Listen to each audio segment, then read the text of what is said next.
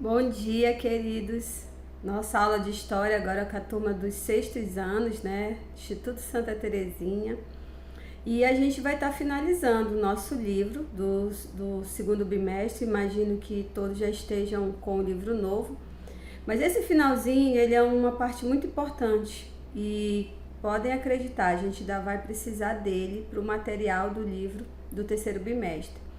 Então, tudo aquilo que a gente for trabalhar hoje, ele é de extrema importância para você compreender mais lá na frente os assuntos que vão falar, por exemplo, sobre a Idade Média e sobre o sistema feudal. Então, fique atento aí da nossa aula, tá bom? Vamos iniciar.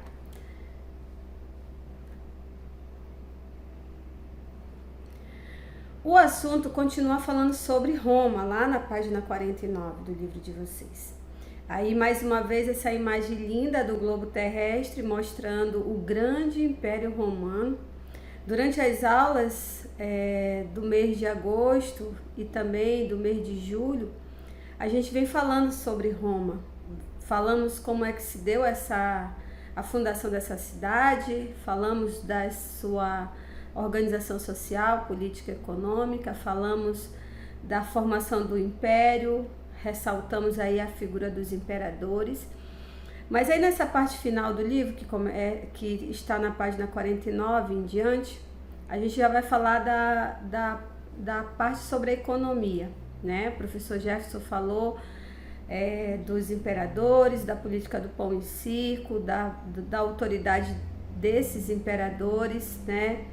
Falou sobre a escravidão e a gente vai trazer a contribuição justamente falando sobre a economia e como manter esse grande império. Essa imagem que aparece para vocês é justamente mostrando aí a grande capital, né, que era Roma, e no período do império essa cidade ela mostrou a sua grandiosidade na sua estrutura arquitetônica e também no modelo que essa cidade vai servir para outras cidades que estão se formando nesse período, tá? Então vamos lá. Quando a gente fala sobre economia, claro que a economia ela está voltada também para as atividades econômicas, né? E as atividades econômicas está se referindo àquilo que o império produzia, aquilo que fazia com que se movimentasse riquezas. E claro que dentro daquele período, assim como hoje, o comércio é uma das grandes atividades. O comércio se refere à movimentação de mercadorias, de produtos, o vai e vem em áreas de um território a outro. Então, como nós sabemos, o império era um grande território, o comércio também era grande. Observando aí o mapa que está na tela para vocês, se refere às mercadorias, os produtos que eram movimentados dentro do grande império e a entrada e saída, ou seja, o que era levado de um lugar para o outro, do sul ao norte, do leste ao oeste, do continente europeu para o sul, para o norte da África, para a região do Oriente, né, que já fica ali na região do Oriente Médio. Então, dentro dessa movimentação, o comércio marítimo era uma das atividades, né? Por que os mares? E que mares eram esses? O mar Mediterrâneo, o mar do Norte, uma parte do Oceano Atlântico, na região mais oeste do continente europeu, e claro, a região ali que já fica próxima a Constantinopla, que mais tarde vai ser uma cidade muito importante, mas nesse período ela já se inicia, a região do Oriente já chegando nas proximidades com a Ásia. Então esse vasto império vai praticar o comércio marítimo e, claro, a movimentação de muitas mercadorias. Entre elas nós temos a pólvora, nós temos os tecidos, perfumes, a seda, nós temos tapetes, ouro, prata, escravos, alimentos, né, entre o trigo,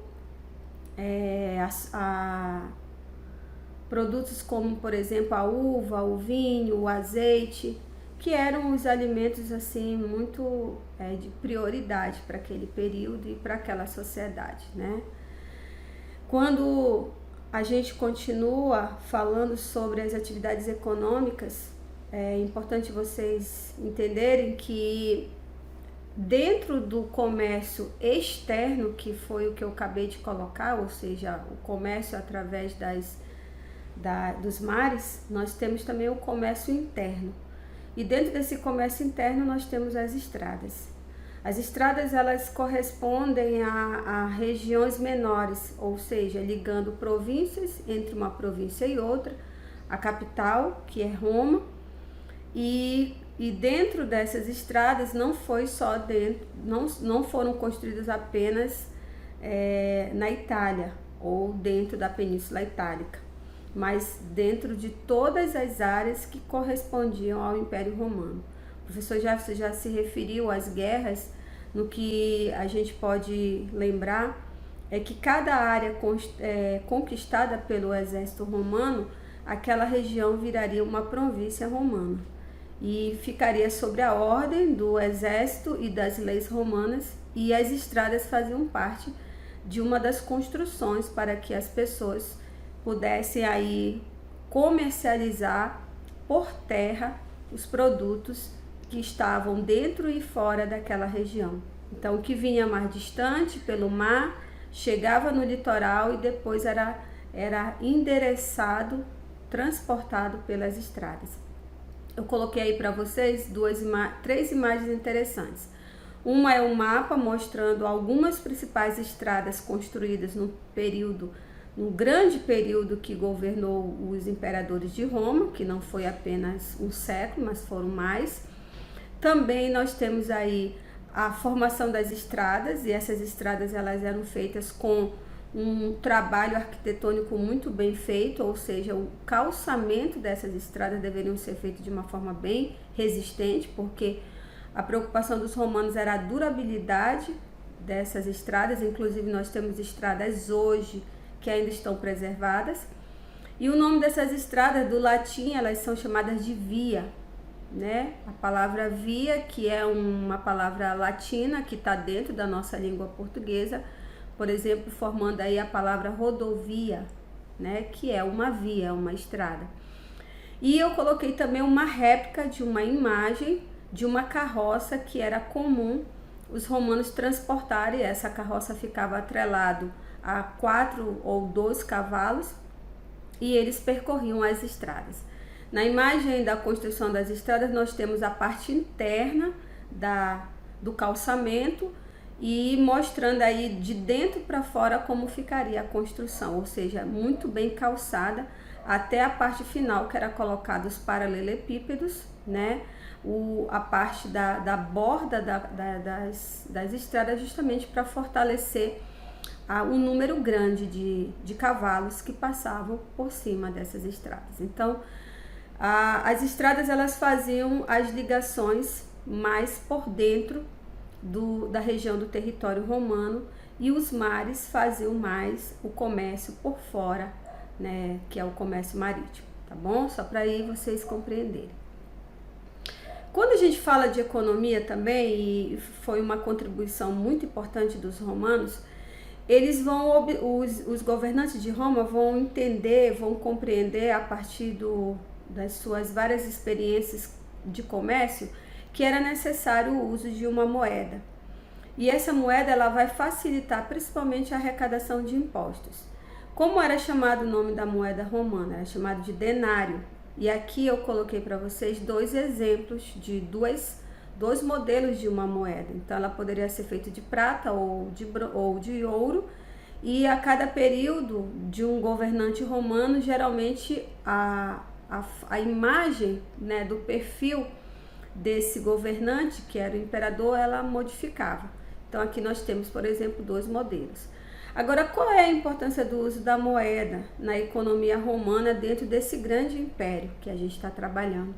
Era justamente para que essa moeda pudesse ser circulada de forma obrigatória dentro do território.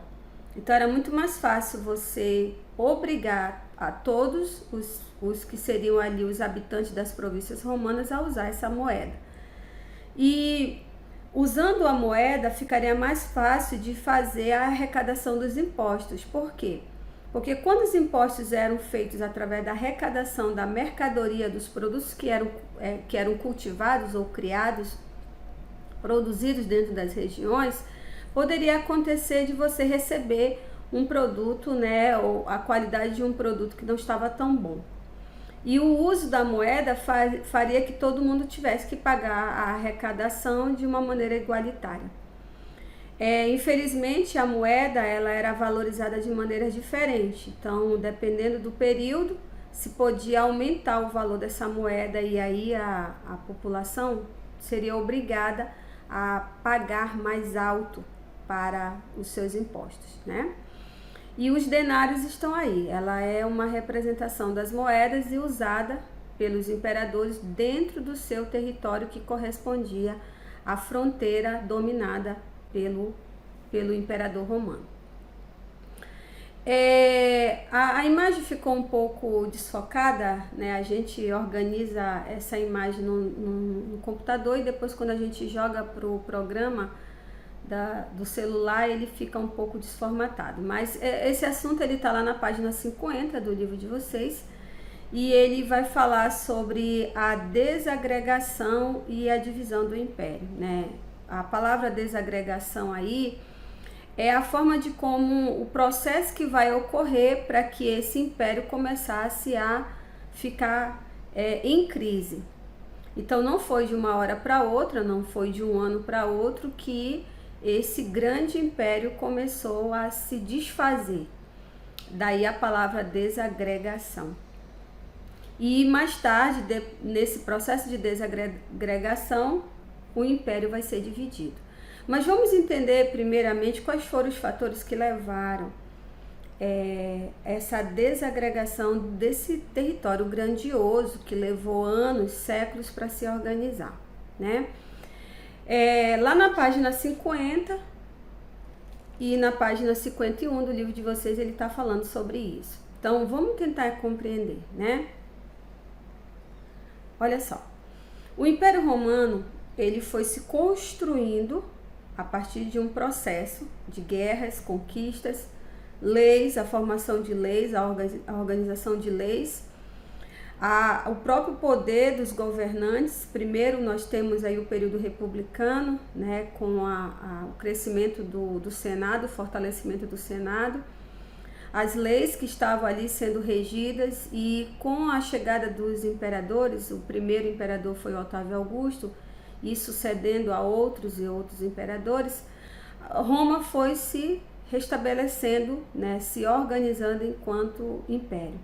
Entre os seus altos e baixos, seus períodos bons e ruins de seus governos imperiais, o Império Romano se torna um grande território, como nós vimos logo lá no início, a imagem que eu mostrei para vocês.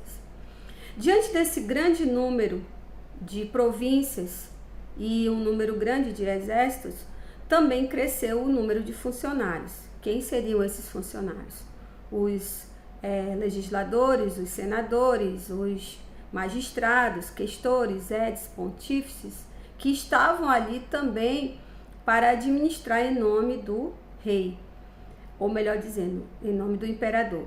Esse imperador, ele escolhia os cônsules, que também estavam ali para representação dentro das regiões, das províncias.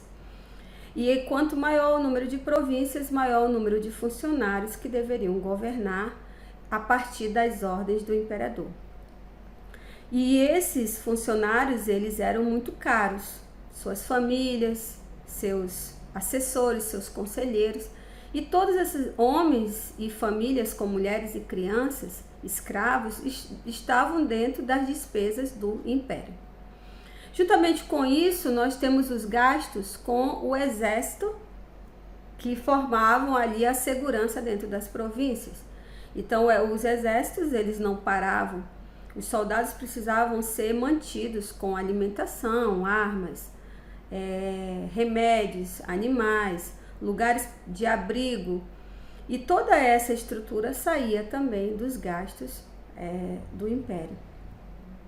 Junto com esse período, ainda no início do governo imperial, nasce Jesus e depois de 30 anos de vida, ele começa o seu ministério. E esse ministério, né, mesmo com a sua morte, crucificação e ressurreição, os discípulos, eles continuam pregando os ensinamentos de Jesus. E o número de cristãos cresce em todas as áreas da Grécia, da antiga Grécia, da Roma, na região do Oriente Médio. E o cristianismo passa a ser uma dos ensinamentos, um dos grupos que vão em contra a esse tipo de governo, porque o imperador era visto como um deus e tudo aquilo que ele fazia deveria ser venerado. E esses cristãos, por muitas das vezes, foram perseguidos pelos imperadores, colocando a culpa nos cristãos dos problemas que Roma estava vivendo. Foi assim que aconteceu, por exemplo, no governo do imperador Nero, que mandou atear fogo em boa parte da cidade de Roma e depois culpou os cristãos. Os apóstolos, na sua maioria, foram perseguidos pelas leis romanas, pelos governantes romanos e foram martirizados. Mas o cristianismo não morre com o número grande de perseguições. Ele se torna cada vez maior e depois essa prática, né, que é o cristianismo, ela vai se expandir, vai se fortificar, chegando até a muitos imperadores já no final do governo, né, desse período da história de Roma. Então, alguns imperadores vão se regenerar nesse sentido de se converter ao cristianismo, e o cristianismo vai, aos poucos, se tornando a religião oficial dentro do Império Romano. Associado a revoltas escravas, que também vai ser um fator de prejuízo dentro das províncias romanas, porque os escravos vão aumentar a partir do momento que as guerras também estão crescendo, e essas rebeliões lideradas por escravos também vai ser um prejuízo, porque muitos exércitos vão estar ali para manter a ordem. Dentro dos exércitos crescendo, e também junto com eles os comandantes, os líderes desses exércitos, dessas legiões romanas, nós temos aí um número muito grande de corrupções, onde líderes, comandantes vão querer dominar aquela área que está sobre a sua ordem enquanto um comandante de exército. E por último, né, agregando aí a todos esses fatores que eu citei para vocês, nós temos a chegada de grupos estrangeiros, que são chamados de grupos bárbaros. Mas esses estrangeiros, eles faziam parte da entrada e saída dentro do território romano desde o período da República. Só que esses estrangeiros, eles eram controlados através das leis romanas. Mas as fronteiras romanas, quando se tornam desprotegidas devido à corrupção e à própria desunião dos exércitos, vai facilitar a chegada desses povos. A gente ainda vai mostrar um pouquinho para vocês sobre isso. Olha só. Quando você lê a página 51 do livro de vocês, né, do livro, você vai vendo aí o que foi ocorrendo de mudança no final do Império Romano, no que se refere, por exemplo, a alguns documentos, entre eles, por exemplo, o Edito de Milão, que ele foi acordado, assinado pelo imperador Constantino. Esse acordo, ele diria que era livre o culto aos cristãos, né? Então, os cristãos que foram durante muito tempo perseguidos pelos romanos, agora passariam a ter liberdade do culto, das suas práticas religiosas. Outro acordo, que é o Edito da Tessalônica, que foi de 380, ele veio aí a extinguir, ou seja, proibir as práticas politeístas, aqueles deuses que antes eram adorados, como Júpiter, Mercúrio, Vênus, Marte, né? Agora não seriam mais permitidos. Então essas práticas seriam práticas pagãs. E o imperador teria decidido que após a sua morte, que é o imperador Teodósio, que já é um outro imperador, o império seria dividido em duas partes entre seus dois filhos, que o livro cita, que seria o Honório e o Arcádio. E eu coloquei aí justamente uma imagem para você entender que esse império, esse grande território que a gente começou a falar algumas aulas atrás, passaria por uma divisão. E a divisão ela ocorreria por volta do ano de 385 depois de Cristo, e ficaria a parte do Império Romano do Ocidente, com a capital Roma, e o Império Romano do Oriente, com a capital em Constantinopla.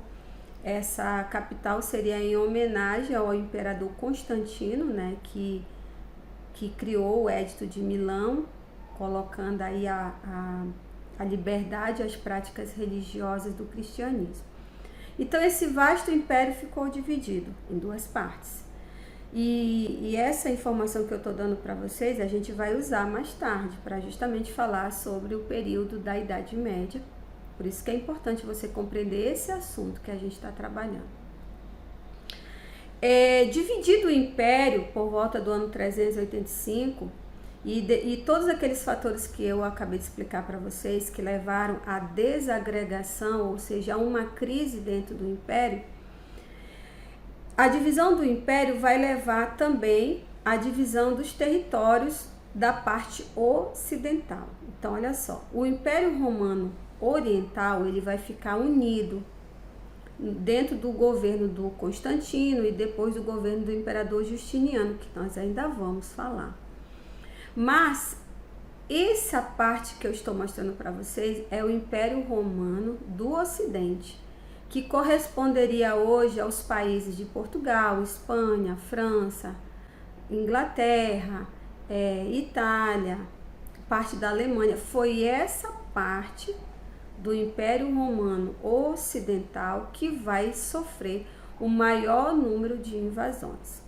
Essas invasões, elas são caracterizadas principalmente pelas fronteiras, ou seja, a parte que deveria estar protegida com os exércitos de Roma, que não estariam mais. E muitos desses exércitos vão facilitar a entrada desses invasores, negociando riquezas e prestígio e até proteção desses grupos invasores. Esses invasores, eles eram chamados pelos romanos de bárbaros. A palavra bárbaro é uma palavra antiga, que vem do grego, que se refere a alguém que é estranho. Quem era o bárbaro? Ele está se referindo aqui no livro de vocês, na página 53, seria a pessoa que não falava o latim, que muitos desses grupos bárbaros não conheciam a escrita, uma escrita, não é a escrita romana. Muitos desses grupos eram nômades, ou seja, caminhavam de lugares em lugares.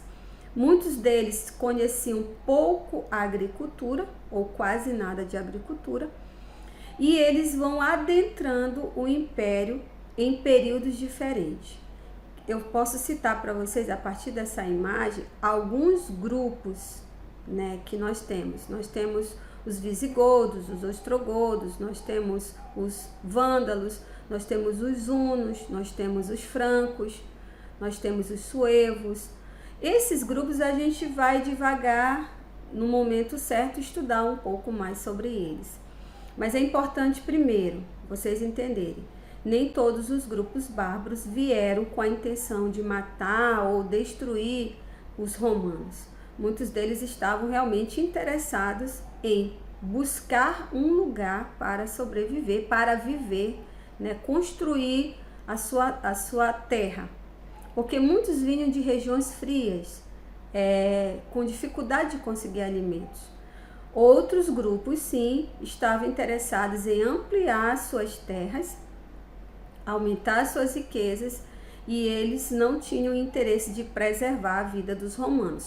Só aquele grupo de romanos que eles se interessavam em usar com interesse, né, como escravos, como lutadores, né, como pessoas que estariam mantendo uma relação econômica com eles, mas muitos desses bárbaros realmente estavam interessados nas riquezas de Roma, e se tivesse alguém contra eles, haviam as guerras, haviam as disputas e, em muitos casos, violência, morte, a queima de terras, de casas, de pessoas que faziam parte daquele processo de guerra entre esses dois grupos.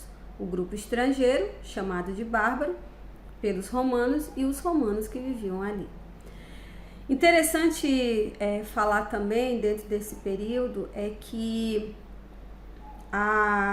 o processo que a gente ainda vai estudar, por exemplo, de que muitos romanos vão sair das cidades para se protegerem na zona rural, no campo, já acontecia ainda no período de crise do Império. E com a chegada dos grupos bárbaros e esse período de guerra, essas invasões, gente, elas foram acontecendo lentamente, no processo aí de 200, 300, 400 anos, desses grupos começarem a chegar, a se instalarem em áreas diferentes, como vocês estão vendo aí nas cores diferenciadas de cada grupo.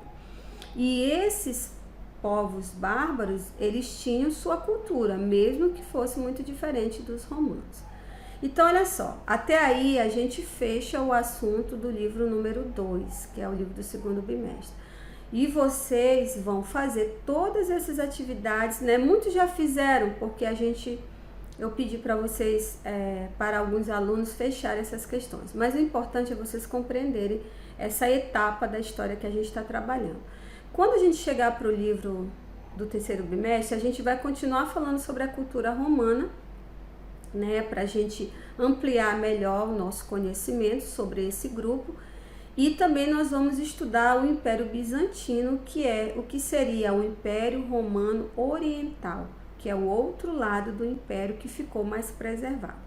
Mas até aí, até aqui onde nós chegamos, é importante que vocês compreendam os motivos que levaram a essa desagregação do Império e a divisão desse grande território, dividido em duas partes. Império Romano do Ocidente, que vai passar por um processo de invasões, e o Império Romano do Oriente, que vai ficar mais preservado durante um período maior, tá bom? Era isso que eu tinha para falar para vocês. Espero que tenham aí compreendido, né? Dentro desse processo a gente vai continuar falando um pouco mais sobre isso. Qualquer dúvida, qualquer dificuldade, estamos aqui para ajudar, tá? Eu agradeço esse momento junto comigo. Espero que a gente possa estar compartilhando ao vivo, né? Em outro momento, as nossas aulas presenciais. Eu agradeço a atenção de todos e até mais, tá? Um bom dia a todos.